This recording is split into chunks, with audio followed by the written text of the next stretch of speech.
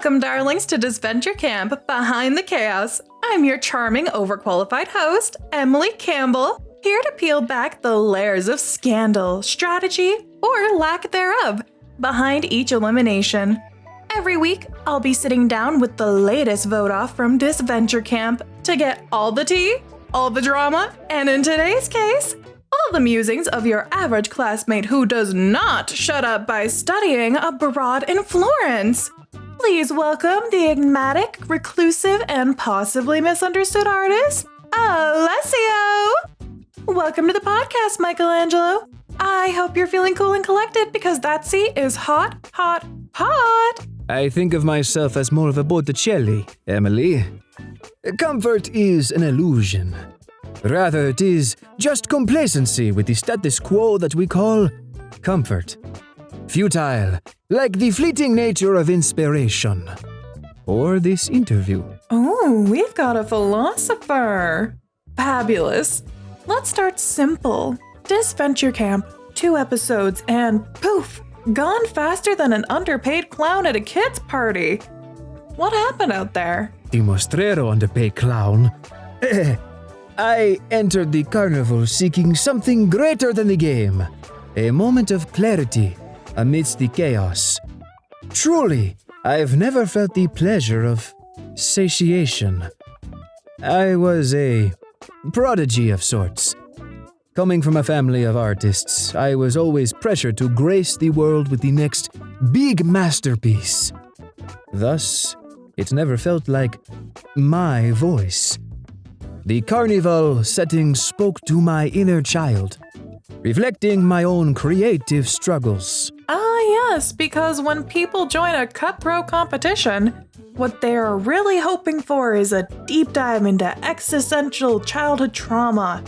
But seriously, was stomping on snails and ignoring your team part of some sort of master strategy? First of all, that snail had a purpose in its death, and I was able to fulfill it. Like life, art moves in a circle. There is always a start, a middle, a late stage falling off period in which you search within yourself and wonder why you picked up an easel in the first place, and finally, a finishing stage of completion, until the next strike of creation hits your brain. Besides, I was merely trying to squeeze a little goo out of it. Have you ever seen a cerulean snail before? I assure you, you have not. I simply did not know my own strength. It would appear that the weight of artistic freedoms was actually more like a barbell. I was training in my own way. Unfortunately, that training may have gotten away from me. Right, Natalia might have to give you some PR tips. My focus was inward, on creation. I hoped to fly under the radar until I could form deeper connections. But most friendships I experience are, surface. Small talk is the death of me. Do you think you should have engaged with the rest of your team before they voted you out?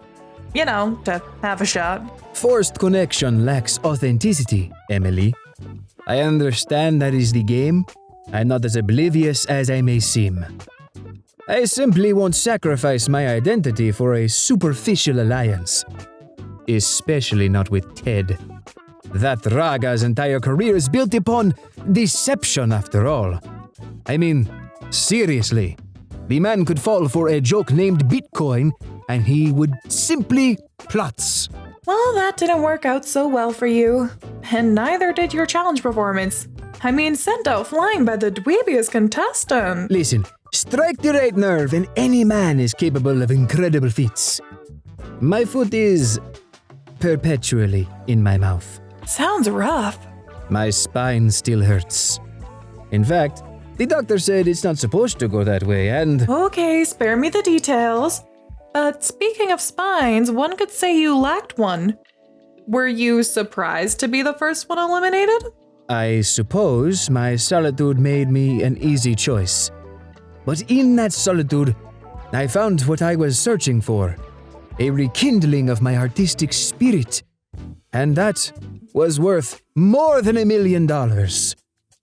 I mean, not monetarily. I could use the dough. Debatable, but poetic. Too bad your team wasn't looking for artistic enlightenment when they sent you packing. Let's talk about them. You had Linda, Marissa, and Ted. Any thoughts on how those dynamics played into your exit? Linda's pragmatism made her a wild card.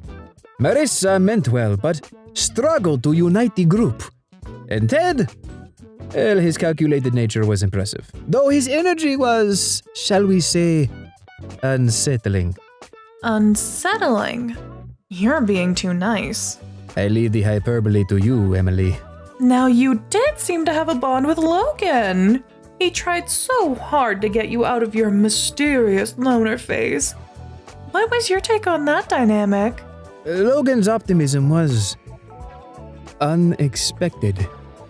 At first, I dismissed him as a frivolous distraction. But his persistence, it stirred something. I must say, of all of the ongoings, the lights, the glitz, the glamour of a show at a closed-down carnival, the largest surprise was Logan. He is truly a good man, inside and out. I am lucky to call him a friend. Aw, that's so sweet! Should we be expecting a painting of Logan titled The Optimist and the Artist? Maybe with a mud goatee this time? An intriguing concept, though capturing his sunshine demeanor would require more than just words. But you know, Emily, he made me see that, in truth, I was painting myself. And that revelation could mean only one thing, one undeniable truth. Ooh, do tell. What earth-shattering truth did you uncover? That I must set down the brush. Wait, what? You're completely changing careers? At least for now. I must focus on the journey, not the destination. I have been consumed by my torment over art, drowning in my own despair to achieve something. But I neglected the very essence of my being. The care, the nourishment, the solitude my soul so desperately craved. My whole life I have been misunderstood. So I must look out for myself. So basically your big takeaway is self-care. Well, you heard it here first, folks. DISVENTURE Camp is basically glamping.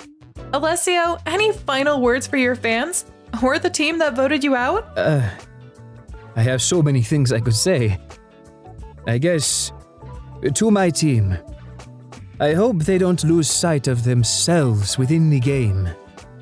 To the viewers, remember, sometimes things look like they are the most chaotic, but at times are actually the most beautiful.